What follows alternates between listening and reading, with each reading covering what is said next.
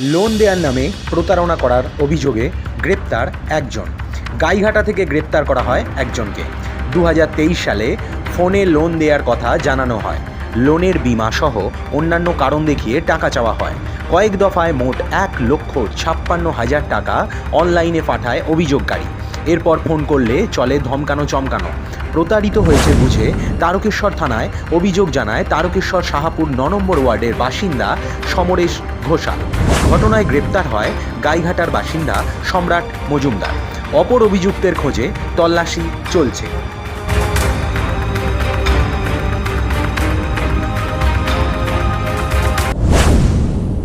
ঘটনাটা ঘটেছিল আপনার দীর্ঘ প্রায় 1 বছর আগে।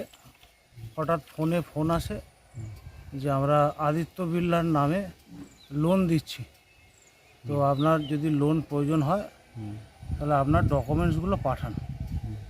আমি প্রথমে রাজি হইনি, প্রায় 1 মাস ওদের ফোন ধরিনি।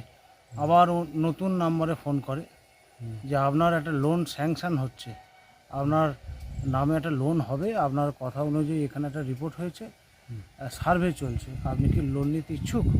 আমি কত টাকা লোন? বলছে আমাদের এখানে 25 লাখ থেকে শুরু হয়।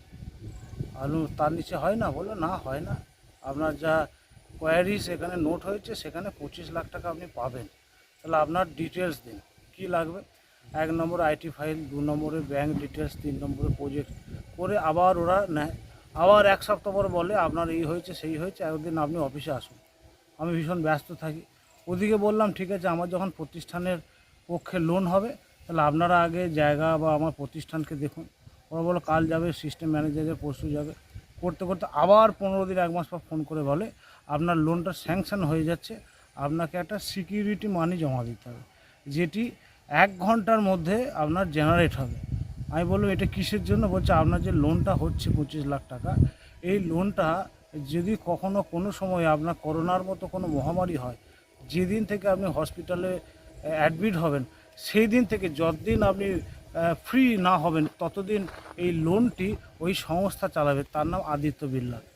এই যে সময় আপনি হসপিটালের সমস্যায় থাকবেন ওই সময়টা কোম্পানি লোনটা চালাবে। এই জন্য এখানে আপনাকে এই টাকা দিতে হবে। কত টাকা? 1,56,000 টাকা। 1,56,000 টাকা সিকিউরিটি মানি হিসেবে আপনাকে পেমেন্ট করতে হবে। প্রথমে ওরা ওদের ব্যাংক ডিটেলস দেয়, এই ব্যাংকে আমি এনইএফটি করি, তারপরে আবার একটা পয়সা অ্যাক্সিস ব্যাংকে দিতে বলে, অ্যাক্সিস ব্যাংকে দিই, তারপরে বাকি পয়সাগুলি বলে আপনার লোনটা স্যাংশন হয়ে গেছে, লোনটা কমপ্লিট হয়ে গেছে। আপনার এটা জিএসটির একটা ট্যাক্স লাগবে, জিএসটি টাকাটা কমপ্লিট হয়ে গেলেই আপনার অ্যাকাউন্টে টাকাটা হিট হবে। আপনার অ্যাকাউন্টে টাকাটা হিট হবে 15 লাখ, 10 লাখ। 15 লাখ টাকা যেদিন হবে তার থেকে 1 সপ্তাহ পর 10 লাখ টাকা হিট হবে। এই মর্মে আমি সমস্ত 1,56,000 টাকা পাটে পাটে পেমেন্ট করি।